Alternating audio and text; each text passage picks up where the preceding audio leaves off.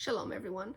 I thought I would do a very quick and brief video to answer the question, what is haram for Muslim women in Islam?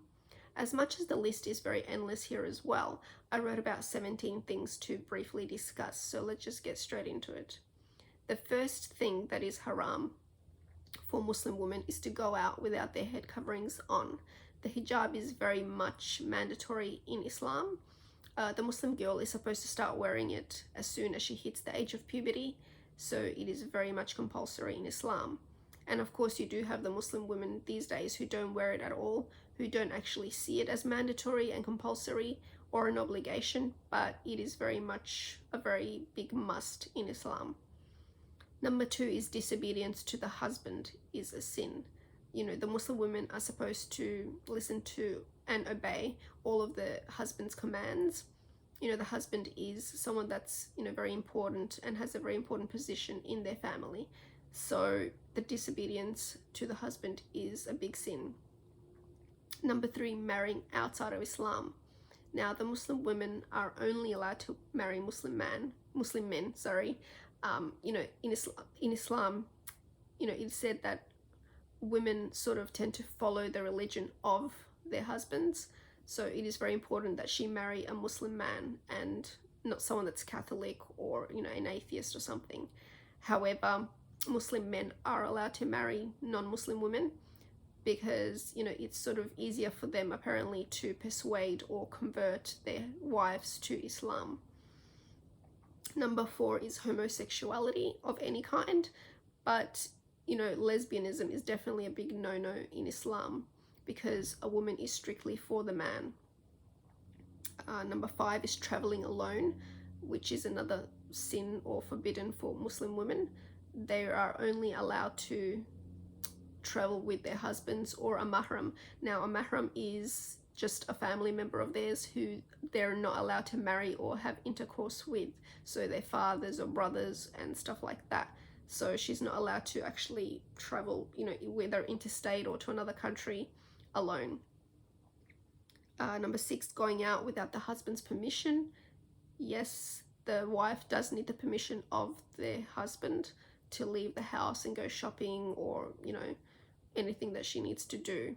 That's kind of the same with, if you weren't married and you're still living at home, whether you want to go to the shops or you go out with your friends, you do need to ask your, father or brother or, a male sort of member of the family.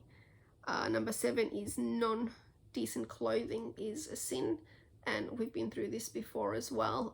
The topic of modesty, she's supposed to be fully covered from head to toe, the head covering, loose fitting clothing, something that doesn't show her figure, stuff like that.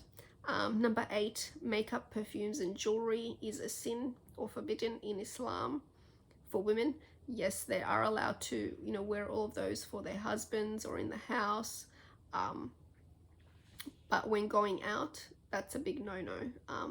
Also, if there's like a third party in the house, like a visitor, she's not allowed to wear it then either. But for the family, for the husband, for the home, she is. Number 9, talking to another man other than your husband. Yes, so that's also a sin. She can of course talk to her family members, and there's obviously debate whether, some people are also saying that if a woman and a man are talking, it has to be minimal.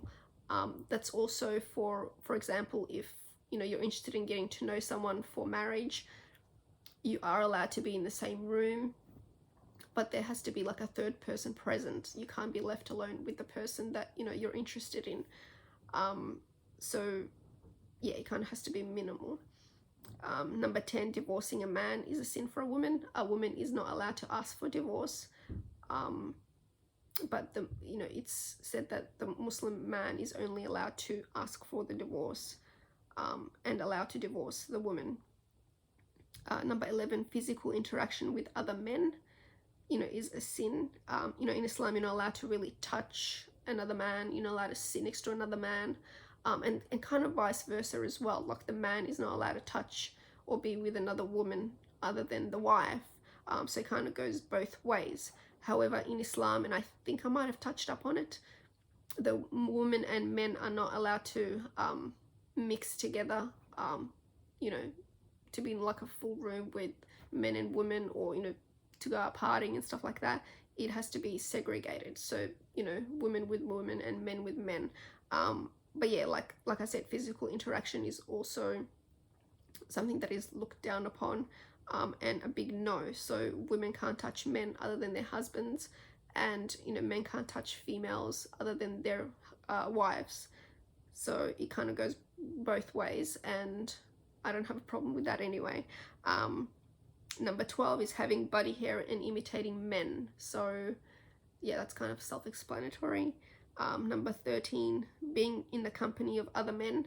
That kind of includes, you know, yes, so that kind of also includes, like, the women aren't allowed to sit with, you know, their husbands if the husband's friends are there, or, you know, eat with them if the husband's friends are there.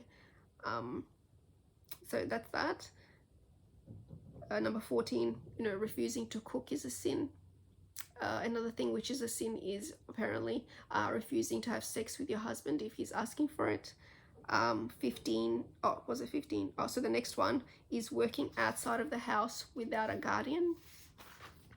And there's also people, especially kind of radical Muslims, who don't allow their wives to work at all in places where, you know, the workplace is kind of populated with males.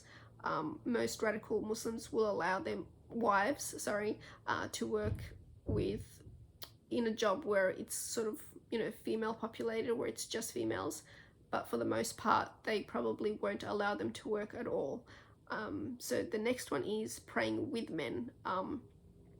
Now within, let's say, the Friday prayers, or even if the women do go to the mosque to pray, you know, any of the 5 daily prayers, for the most part, like, at all, you know, the men and women are segregated. So you'll see, if you see women praying behind the men, but it's kind of segregated. It has maybe like a wall or a sort of like a wooden covering to cover the sexes. And the last one that I wrote down is marrying another man other than your husband. So I think we might be all aware by now that, you know, Muslim men are allowed to have up to 4 wives in Islam, whereas the woman is only allowed to have the one husband. So yeah, it's a sin to for Muslim women to marry another man that isn't her husband, if that makes sense. So that's kind of the list that I wrote down so far. I might maybe do like a second part of the video to continue the list, but that's kind of what I wrote so far. So yeah, those are some of the things that are haram or forbidden or a sin for Muslim women in Islam. So thank you for watching, and until next time, shalom.